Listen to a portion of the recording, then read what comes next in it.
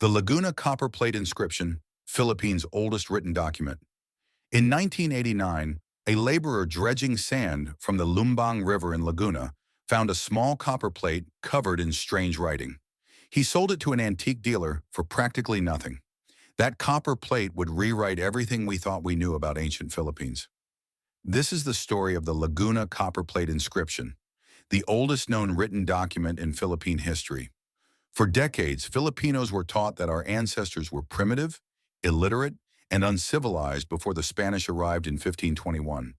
We were told that the colonizers brought us writing, religion, and culture. The Spanish friar Gaspar de San Agustin even wrote that Filipinos lived like animals before colonization. But this single copper plate proves that's a lie. The Laguna copper plate inscription, or LCI, dates back to the year 900 AD, over 600 years before Magellan ever set foot in the Philippines. And it doesn't just prove we could write, it proves we had a complex society with laws, debt systems, trade networks, and government administration. The copper plate sat in an antique shop for years. Nobody could read it. The script looked vaguely Indian, maybe Indonesian.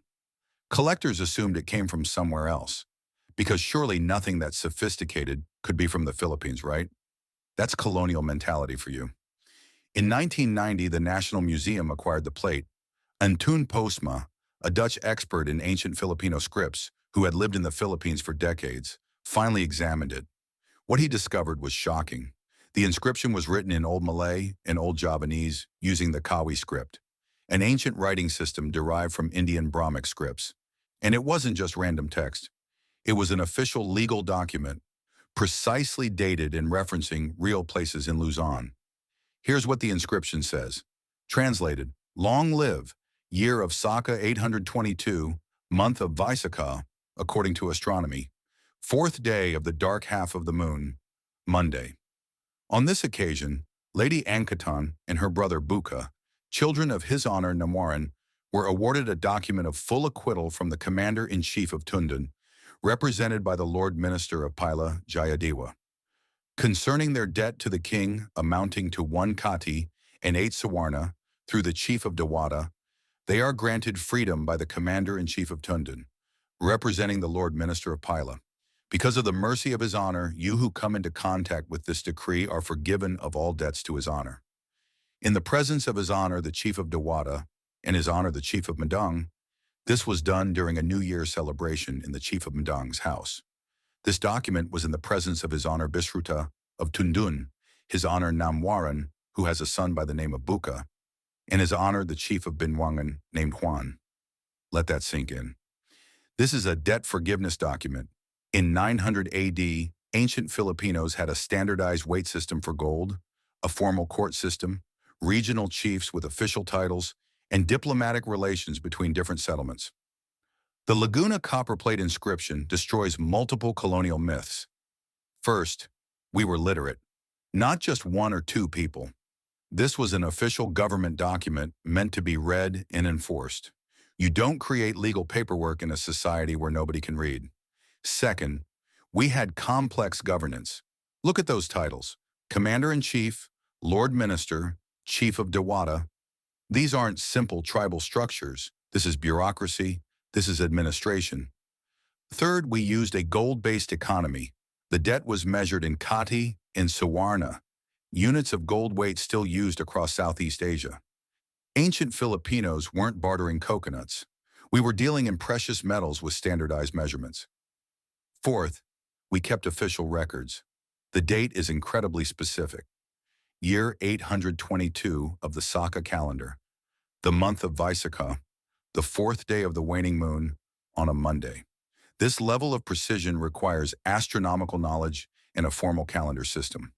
Fifth, we were part of a larger Southeast Asian civilization. The use of Old Malay, Javanese, and Kawi script shows we were connected to the Srivijaya and Madang kingdoms. We weren't isolated savages. We were part of a thriving regional network. The places mentioned, Tundun, Pila, Binwangan, Dawata, have been identified as ancient settlements in and around modern-day Manila and Bulacan. Tundun is likely ancient Tondo, which was a major trading kingdom. This wasn't a one-off. The LCI is part of a larger pattern of evidence that's been ignored or suppressed.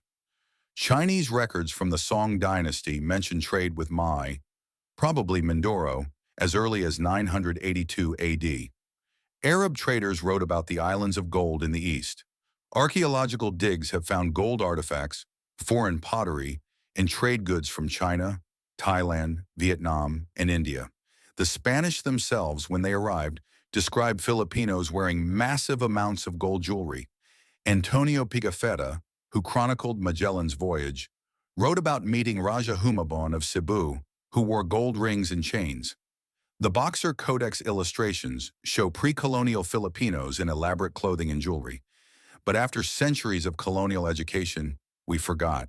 We internalized the narrative that we were nothing before colonization.